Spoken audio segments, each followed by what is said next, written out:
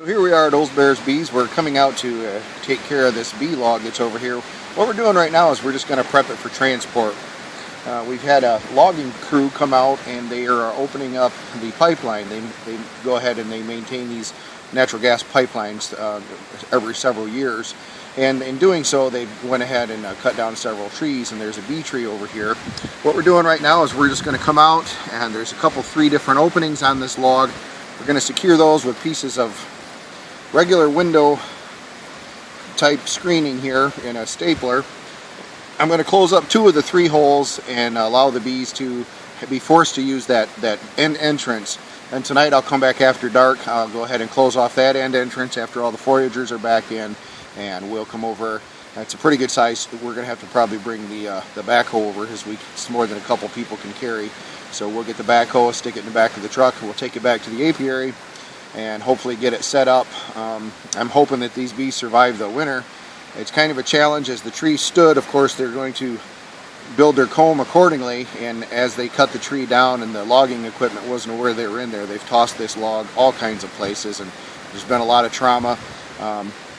My guess is the bees inside took quite a beating. We've got a pretty good amount of foraging going on, but who knows how much comb has collapsed.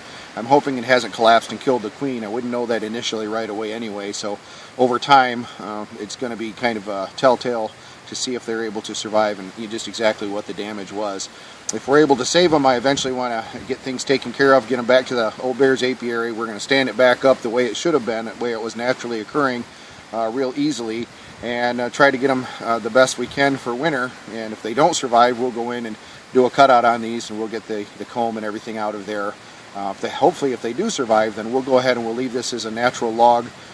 We won't try to manipulate it in any way. We'll just let them do what they do, and as they cast swarms, hopefully we'll be able to catch those bees, and then we'll introduce them into some of our equipment. So that's what we're doing. If you want to swing around and take a quick look at the log, I'm just going to use my scissors here, go cut my screen to size as I need it, and work real slowly and try to get these things buttoned up.